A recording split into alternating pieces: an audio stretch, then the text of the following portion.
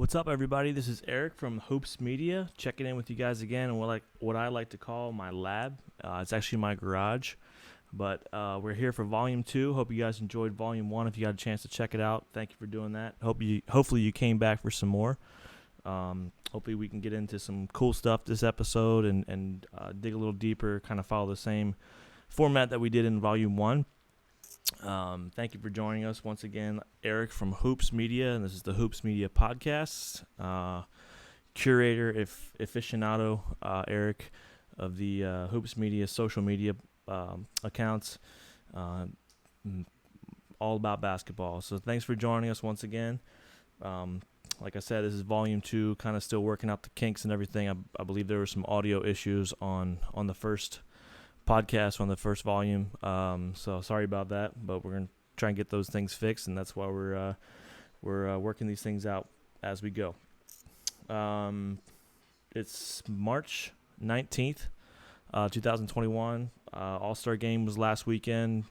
Did you get a chance to watch it? Did you like it? Got a chance to watch a little bit of it. Didn't get to watch the whole thing, but definitely saw all the highlights and the excitement. It was funny to hear a lot of people more enthused about the three-point shooting than the dunks, and I did watch some of the three-point and dunk contests and all that, and don't believe the dunk contest has as much allure as it used to, but it's still pretty cool. Pretty cool to watch. So hopefully you got to check that out. Not really a whole lot to say about the All-Star Game, other than it was fun to watch. Kind of went off without a hitch. Glad to see the players were able to participate and not have any worries with COVID or any repercussions from that. So once again, I'm going to go through some different things this time than we did last time, but basically the same format. One of the things we always kind of kick everything off with is just taking a look at the birthdays in the NBA coming up. Probably going to do from today on through the end of the month. I don't know if we'll get the chance to do another podcast before the end of the month, so we'll check out those. And there's quite a few, and there's some big names in these, so that's pretty cool. Like I said, we kind of base our posts sometimes on those birthdays that come up, following guys, posting about guys whose birthday it is, kind of helps create content, especially in the off season. But right in the middle of the season, like I said, March 19th, we got today Andre Miller, the great point guard from the Cleveland Cavs, Denver Nuggets. Happy birthday, Andre Miller. Also today, Antonio Daniels, Hedo Turkoglu, and Tyrone Hill. The 20th, one of my favorite players, one of my all-time favorite players, one of my favorite players to watch. I think he's just one of the coolest to take the court. Probably one of the greatest six men ever. Jamal Crawford. Also the 20th, throwback to 90s Atlanta Hawks, Mookie Blaylock. Also on the 20th is overall basketball legend, probably known more for his time as a coach and an executive for the team. I believe he's the team president of the Miami Heat. That's Pat Riley, just an all-around legend when it comes to basketball and in every facet, a player as well. 21st, we got Mike Dunleavy Sr., former coach. 22nd, I believe Dunleavy may have played too. I'm not 100% sure on that. Of course, his son played. 22nd, we got Brian Shaw, another one of my all-time favorites, guy I love to follow closely during his time with the Raptors, and then as he went on to the Nuggets, Marcus Camby. So happy birthday to Marcus Camby. Oddly enough, also on the 22nd, we have somebody that's unfortunately in the news right now. That's Sean Bradley. Very sad to hear that he was hit by a truck or a car or something like that while riding a bike, and is actually just a few days ago and is in the hospital and is apparently paralyzed. So unfortunately, some sad news, and his birthday's coming up. We just put a post up on our Instagram and Tumblr page, kind of shouting out Sean Bradley. If you don't know much about him, look him up. He was a great player in the 90s. May not have ever achieved the hype that he once had or may have been put on him, but he was 7'6", I believe. Played with the Sixers, the Mavericks, off the top of my head. Big guy, and if you saw any of the posts this week about other people talking about him and wishing him well, not a one person had anything but amazing things to say about him. He's a great person, and it's really hard to fathom that. So thoughts and prayers and whatever you would like to send towards him, positive energy, definitely towards Shawn Bradley, and hopefully this turns out to be something that isn't long term, and he can continue his life. And I know, that would be a miracle at this point, but it can happen. The 23rd, we've got a current guy in the NBA, Gordon Hayward, and then we've got two. These are some doozies right here. Probably the two greatest point guards. One's still playing, one ended his career. Jason Kidd and Kyrie Irving, both born on the 23rd of March, which actually happens to be my wife's birthday. Happy birthday, babe. So that's pretty cool. I didn't realize that. And then another legend, Hall of Famer, Moses Malone, also the 23rd. So that's pretty sweet. 23rd is pretty loaded. 24th, we got Chris Bosh, happy birthday. And then Miles Turner and TJ Ford, another great point guard at one point. 25th, another point guard, Avery Johnson. Also Bob Sura. Shout out to Bob Sura. Dale Davis. And then, another great guard still playing in the league, Kyle Lowry. Also the 25th, Marco Bellinelli. And I just realized we might have three of the greatest point guards ever in a couple-day span. The 26th is John Stockton. Happy birthday, John Stockton. That's pretty sweet. The 27th, Danny Fortson. 28th, great coach. I believe he passed away in 2020. RIP to Jerry Sloan, legendary coach. Current coach in the NBA and former player Luke Walton, also the 28th. And also another legend, Rick Barry. The 29th, we got another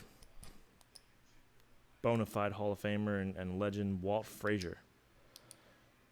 And the 30th, March 30th, is Jerry Lucas. And then March 31st, we have J.R. Reed and Steve Smith. Steve Smith, one of my favorite players, kind of falls under the radar a little bit, but I think one of the greats of his era. So that's a shout out, happy birthday to him. All right, moving along. One thing I wanted to kind of just tell you guys and see maybe where you guys stand with this. If you don't have a team from your hometown that you grew up rooting for, or for lack of a better word, were a bandwagon fan for, say, like the Chicago Bulls in the 90s, or maybe you're a Warriors fan, how do you root for a team? Who is your favorite team? Give an example. So I grew up in outside of Baltimore, north of Baltimore, kind of in between Philadelphia and Baltimore. Grew up loving basketball in the 90s, so I would say the Bulls and Michael Jordan were my go-tos, but I never had a hometown team that I rooted for. Being from Baltimore, later on as I got older, we got the Ravens and, of course, the Baltimore Orioles baseball team. Those are like my diehards. Like I'll just never – I can't really root for anybody else. But in basketball, I've definitely bounced around. Like I've never been a fan of any one team. I loved the Sixers when Allen Iverson was playing in the early 2000s. And then I guess I would consider the Wizards to be my hometown team. Even though they haven't been really relevant in years, I still kind of, they pop up in my mind. I think they're my favorite on ESPN, the ESPN app. So whenever they play, I see their score and all that. But I just couldn't say that I'm a diehard fan of theirs. I love the years when Gilbert Arenas was there. When I was a kid, my first ever NBA game was the Washington Wizards, believe it or not, were actually the Washington Bullets, and they actually before that were the Baltimore Bullets. And my neighbor, as probably a 7 or 8 year old, got tickets to the Washington Bullets, and I believe, if I had this correct, I believe the lineup was something like Chris Webber, George Mirazon. I think Juwan Howard was there. My first ever basketball NBA pennant was a Chris Webber, I believe, and I'm trying to hunt it down. I think it's at my parents' house. One of the coolest things. But those were my early memories of basketball, and that was my team. Now, of course, they never really became anything to write home about as far as playoffs and, real meaningful basketball, unfortunately. We did have the Jordan years, the years that he came back, which was really cool because I got to go see him play. Even though it was a Wizard, I did get to see Michael Jordan play. I believe one time. But where are you at with this? Who's your diehard? Are you a diehard fan of any one team, or do you kind of float? I love seeing, kind of the underdogs. I love to root for the new guys. For some reason, I kind of just blow with the wind. Throughout the Lakers runs, I never was a huge Lakers fan, but I always just appreciated everything that the dominant teams in those times, were doing. So when the Nets played the Lakers in the finals, I rooted for the Nets, but I loved everything that was happening on the Lakers. So that's kind of where I stand. In the last 2 years, I would definitely say I've been a Miami Heat fan, and that's my team. I'm sticking with it right now, Miami Heat. It's probably going to change next year, but I will say for 2 years it's been the Miami Heat. I love I live in Florida, so obviously being in Florida, you get a lot of exposure talking about the Heat. Listen to some radio broadcasts from Miami that I love that always talk about the Heat, so I always have an appreciation for them. And last year I just kind of jumped on the bandwagon. I'll be honest, it was before the bubble. It was before they made a run. So it was kind of cool to watch them, and I love Jimmy Butler. I love their team and their chemistry and all that. And starting this year, I root for the Heat. And of course, they kind of started out slow, weren't, really. I mean, they were in the mix, in the playoff mix. They've been in the playoff mix, but not the dominant team that they seemed to be in the bubble. So it was kind of like maybe this was a fluke. Maybe the bubble, they just, put it together for a month or two, whatever, and they were able to make the finals. Now they've kind of turned around. I believe they've won, I'm not even sure exactly, maybe 7 of 10 or something like that. Doing pretty well, middle of the standings right now, I believe third or fourth.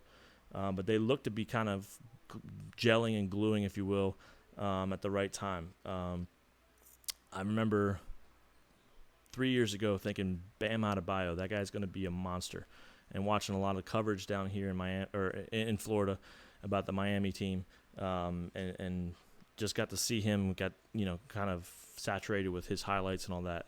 Love him. Jimmy Butler, as I said before, Tyler Hero, Goran Dragic. I think they have a great team.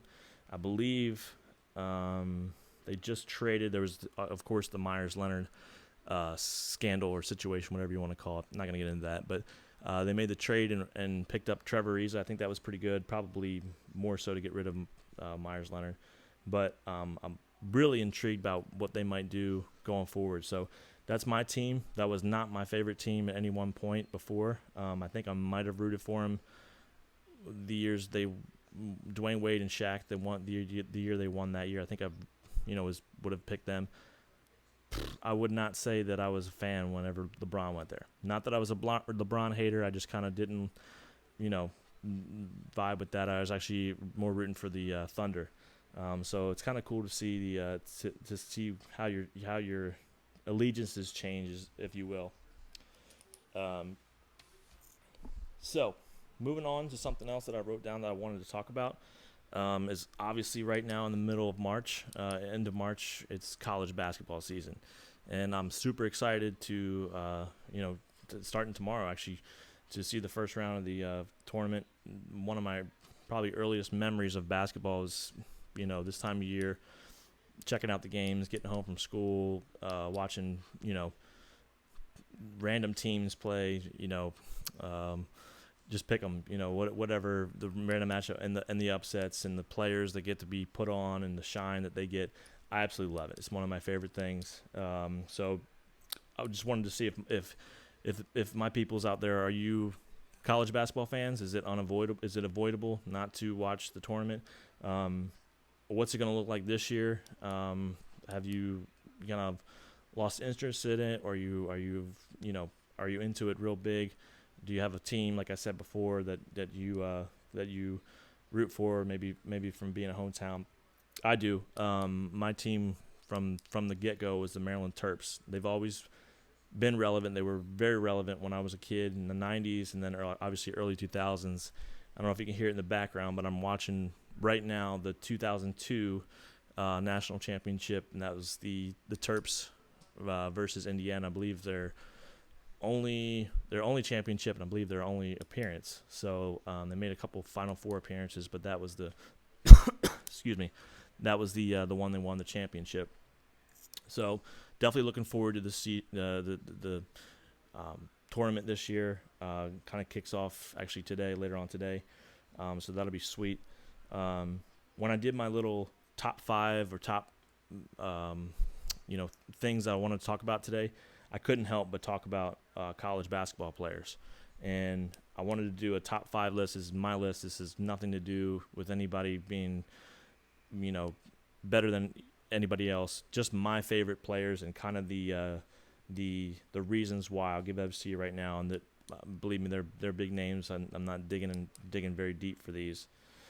So my top 5 favorite college basketball players to watch while they were in college. So this is obviously when they were in school. Coming in at number 5 was Vince Carter. He's hands down NBA, college, one of my absolute favorite players. And of course, when he was in college, he was a show. He put on a show, and I'll admit it was probably at that point because he was such a great dunker that I loved him so much. I was a little white kid growing up outside of Baltimore and Maryland, just wanting to dunk every day. And so Vince Carter was that guy, and I do remember watching some of his games. I believe that was a little bit before the time that I was really into college basketball, but I do remember his last couple years at UNC, getting to watch some of those games and appreciating him. And then as he went on to the NBA, he became probably one of my top 5 players of all time, easily. And what a joy to watch. It was so cool to see him last so long in the NBA, but had a great career at North Carolina. And he comes in at my number 5. My number 4 is a guy that I followed, I would say, from probably about his freshman year in high school. He's a little bit, I believe, just a little bit older than me. And during my middle school and high school days, it was just like play ball, find out who's good around you, find out what's going on. And this was about the time when you started getting the the basketball magazines. I can't remember exactly which one, but I remember seeing the magazine that Kevin Durant was featured in, and just being like, man, who is this guy? And I believe it was his sophomore year. He played a couple years at a school called National Christian, which was in southern Maryland, and actually kind of in the same circuit of private school that I ended up playing at. He was just born to be a legend in southern Maryland.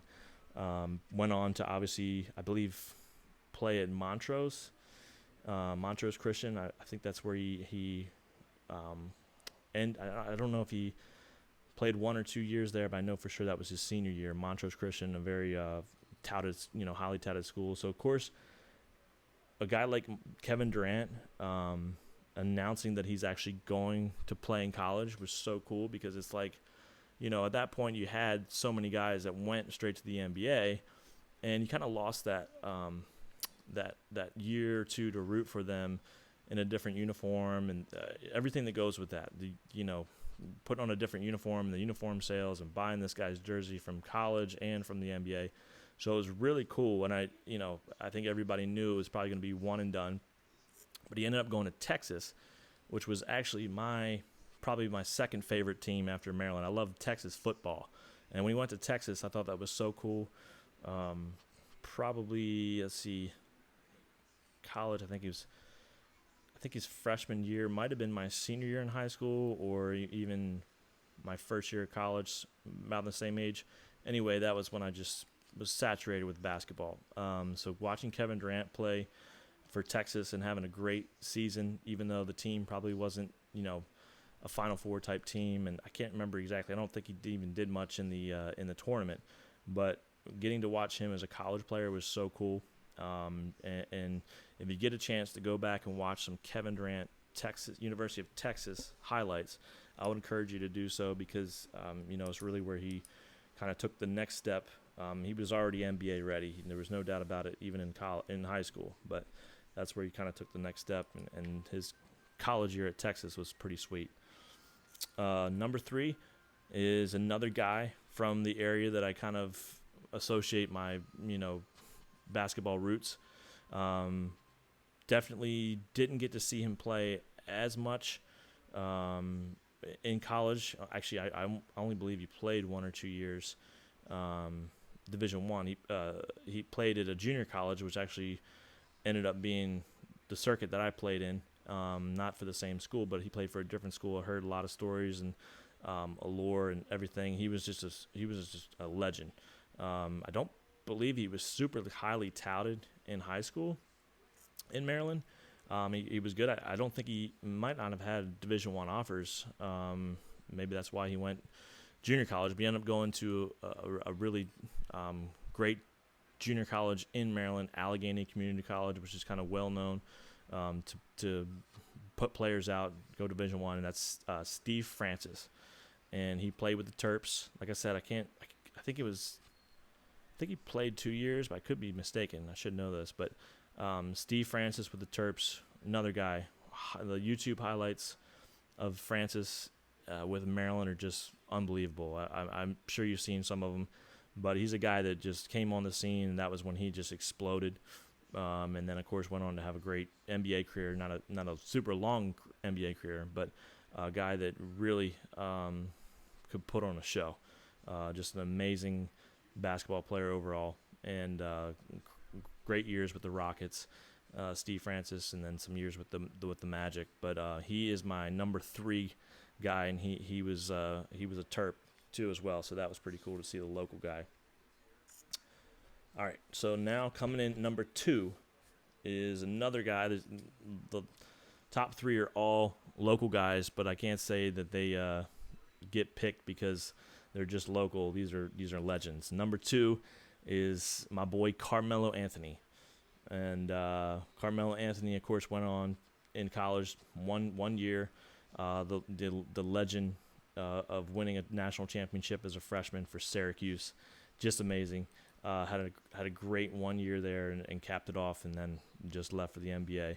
That time in basketball, to me, it was the absolute heyday. I know there's probably just as good players that come out at the same time. I don't know if there's been a class or a 2 or 3 year window in the high school and college game where there's anything better than guys like Carmelo Anthony, LeBron James, Kevin Durant, and there's a whole slew more. But just think about that, Carmelo. Carmelo was also from Baltimore. Don't know exactly where he was born, but it's a given that he lived in Baltimore. I believe he might have been born in New York, but lived a lot in his young adult life in Baltimore. Played for the first time I ever heard about him was he was playing for a school named Towson Catholic, which is in the Catholic School League in Baltimore, which is probably the best league in Maryland, better than any of the public school classes by far. The MIA, Towson Catholic, they're just loaded with talent. So he was there, I believe, until his junior year, and then he announced he was going to transfer to Oak Hill, which by that time he had become, just a household name. But it was so cool to see him go to Syracuse. Of course, I wanted him to go to the Terps, but I don't think that was ever on the table. But just a great one season there. I don't know. I don't know if you can do it any better than what he did. So Carmelo Anthony comes in at number 2. And then my number 1 is a guy also local to Baltimore, an absolute Baltimore legend, and a guy that some people might not even some people listening might not even know the name, to be honest. But was a most outstanding player in the game I'm watching now, the national championship for the Maryland Terps. And if you guessed Juan Dixon, you got it. He's my number one college basketball player to watch. What an absolute just treat to watch him play. And I believe he played all 4 years. Was not highly recruited. I'm not even sure. He might have, not sure if he walked on at Maryland, but Gary Williams, the coach at that time, I believe kind of fell in love with him. He might have been part of some camps over the summer, and they noticed him. Not highly touted in high school or anything. Came on, was kind of undersized, 6'3", but kind of lacked some meat on his bones and was kind of raw. But came in and worked hard and became probably the greatest Maryland Terp player ever. And for the numbers and the stats and all that, you look at it, he's one of the greatest players ever in the ACC, which is where Maryland played at that point. And honestly, one of the greatest college basketball players ever. Playing 4 years, his numbers on the all-times list are right up there. Like I said, he was just, there was nothing flashy, wasn't dunking on people, wasn't doing anything crazy. Just great basketball player. Could hit the great shot, could shoot, could defend, could dribble, could pass really well. Had a great team around him, but he was the best player on those teams. Probably his sophomore, junior, and senior year, and they went on to win a national championship. And of course, all the duels with the other ACC squads that were always good at those years. North Carolina, the Duke Blue Devils, who had won the championship the year before. Jay Williams matching up with those guys, Chris Duhon. He went right up against them, and that period of time, the ACC was just absolutely loaded. Every team was good. Wake Forest, Georgia Tech, Clemson. Everybody had great teams during those times, and it was just ACC basketball. I don't know if there was much that you could do better, and he was the star of the show. So that's my number one favorite college basketball player to watch, and I'm watching him right now. So that's pretty cool to kind of bring in the March Madness season this year. I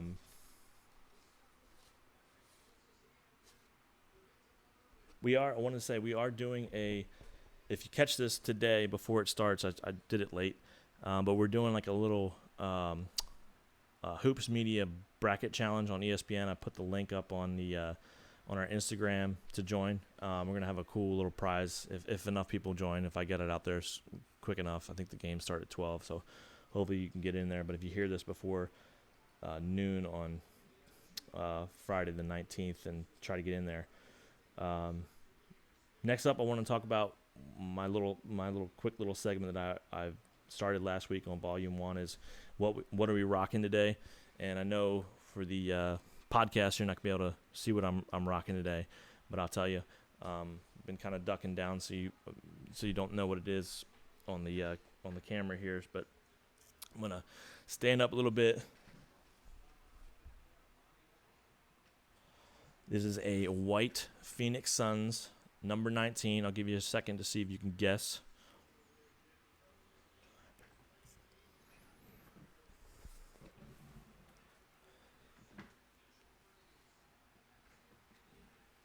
If you guessed Raja Bell, then you were right. Rocking a Raja Bell jersey. Got this a few years ago. It's pretty cool. It's on our Hoops Media merchandise store on Etsy. It's actually autographed. I don't have the authentication for it, but it is a sick jersey. I believe I'm not sure if it's an authentic, but it doesn't have the Adidas logo. Typically those are like, not the replica, the one up from the replica, authentic. Size 52, which I believe is either probably an double XL. A little bit big on me, but I love this jersey, and I rock it around when I'm, like I said, in the lab, doing stuff around here, posting stuff for Hoops Media. But Raja Bell, Does that name ring a bell? Do you remember him? Ding. Ha. Raja Bell is going to be kind of our random guy that we go over today. Last week we picked a guy from our birthday list, but this week I rocked the Raja Bell jersey, and so we're going to do him. So he was born actually in the Virgin Islands in 1976, and he grew up in Miami, went to Miami Killian High School, which I think is kind of a hot bed for high school basketball. And then went on to play at Boston University. It was actually the freshman of the year, I believe in 1994. Played there for 2 years, and then ended up transferring, coming back, played at FIU, which is like north of Miami, can't remember exactly what area, the Coral Gables, something like that. But anyway, came back and played for FIU from 1997 to 99. Kind of a scrappy player. Never, was a real big scorer. Kind of probably considered more of a defensive player. Trying to see, he was 6'5", pretty known to be a defensive player. I wanted to see what his stats were when he was in college. Not sure if I'll be able to get to those. Let's see.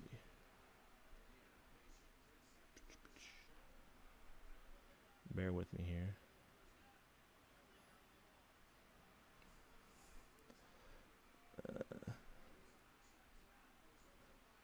Should have had this pulled up, sorry.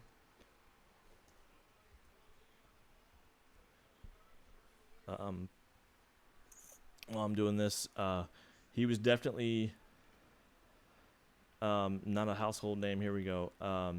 So Boston University, as a freshman, averaged 11 points a game. I think he was a thief in college. Steals over a steal a game. His sophomore year actually, but not gaudy numbers by any means. Sophomore year, he scored 15 points a game for Boston University, and then when he went to Florida Atlantic, those 2 seasons, 97, 98, he averaged right around 16 points a game and just 2 assists a game. Florida International in the Sun Belt Conference.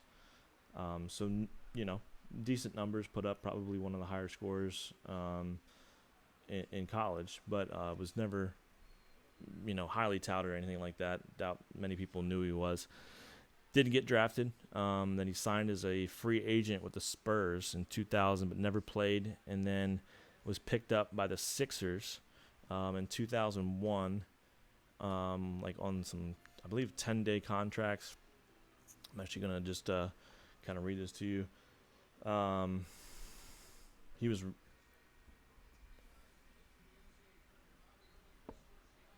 signed 2 10-day contracts with the Sixers, and then later signed for the rest of the season during the 2001 regular season. And then of course the Sixers that year were really good. I didn't realize that he was pretty much a rookie when I was watching. Like I said, I rooted for Allen Iverson, those teams, Eric Snow, Dikembe Mutombo. So he was actually a rookie on those teams. Did not know that. And then played in 15 of the 23 playoff games that they played that year, and actually came on Game 7 of the 2001 Eastern Conference Finals, scoring 10 points all in the second quarter, and rallied the Sixers from a deficit to beat the Bucks. And of course, the Sixers went on to the finals that year, and played all 5 games of the finals, and against the Lakers, and that was kind of when he became a household name. I never forget when you watch the local broadcast of the Sixers, whenever he did something, the bell would dung, kind of cool. And then he played 74 games with the Sixers in 01-02 season, only averaged 3 points a game. I could have sworn he did more than that. Maybe it's just on the defensive side. And then they lost in the playoffs, and then he was signed as a free agent in 2002 by the Mavericks, spent a season there, only averaged a few points, and then ended up 2003 with the Utah Jazz. And let's see, I believe that was his 2003 season. He averaged around 11 points, 3 rebounds, and assist, in 25 minutes a game, which is great. And then in 04 and 05, he was scoring about 12 points, 3 rebounds. I'm not 100% sure, but I think his name got thrown around for like sixth man of the year maybe in those times, maybe not. But and then in 2005, I guess he only signed 2-year contracts the year before and that year. But in 2005, he signed with the Suns, and he became a very solid contributor behind Steve Nash, which was pretty cool, I'm sure, to be able to play behind Steve Nash. Started actually in 79 games and finished the season averaging 14.7 points in about 37 minutes per game. So really worked his way, grinded his way. One thing about him was he was just always grinding. And let's see.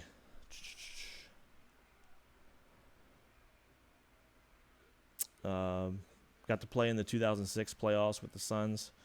Let's see. He had last-second three-pointer in overtime against the Clippers, and sent the game to overtime, double overtime. The Suns pulled away to win 3-2. And then Game 1 of the Western Conference Finals against the Mavericks, he got hurt and had to miss the game. Trying to see, but then he returned and helped the Suns get the series, tie the series up. So really good playoff numbers actually, and played in a lot of playoff games. And pull that up next. But after the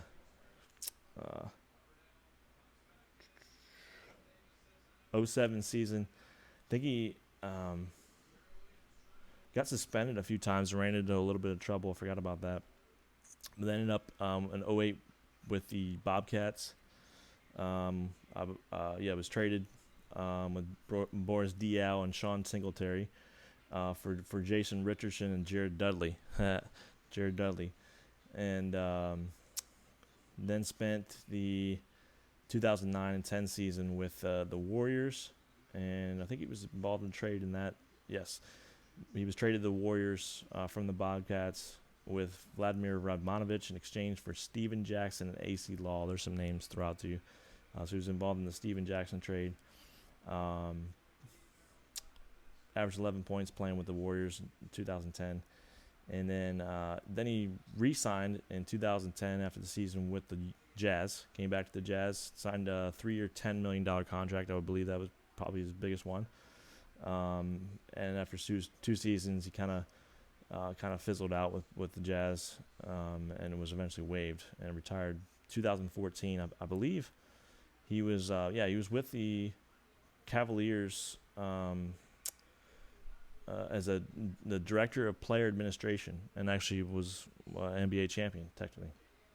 One of the reasons why I kind of chose this jersey was wanted to look him up. I've been listening to the Ringer podcast, the NBA Ringer podcast, and he's on that show, co-host on that show. It's pretty cool to hear him talk. He's got some great stories about matchups with like Kobe, and talk about Iverson playing with like just all those guys. So that's pretty cool. But yeah, that's Raja Bell for you. Ended up, let's see, the highest he ever averaged was 14 points a game. Average a steal per game, and was never really a big assist guy, only 2.5 assists, something like that. But and ended his career at 9.9 points per game. Might as well just round it up to 10. But he played in 68 playoff games. With the Sixers, he played in 18 with the Sixers, 17 with the Mavericks in 2003, and then 17 with the Suns in 2006, and actually averaged 13.6 points a game. Then 11 more with the Suns in 07, and 5 more with the Suns in 08. Averaged 13.6 games. So I had some decent, playoff numbers. I think that's why his name, gets remembered in some circles, and people, tend to talk about him. Career 8 points a game in the playoffs. So had a really serviceable career, and a guy that, the name definitely rings a bell. So it's pretty cool, but it's pretty sweet to have this jersey. I like it a lot. It's, like I said, kind of too big, and it's also autographed, so I don't really wear it a whole lot. But looking to get it sent out to get authenticated. I did not get it signed myself, but I did buy it this way. So that's our kind of random player of the day, Raja Bell. What a random one. But hopefully we can kind of keep doing these and hit some different guys and kind of do what we do on our blogs and Twitter posts and Instagram, kind of go over random guys and pull up pictures.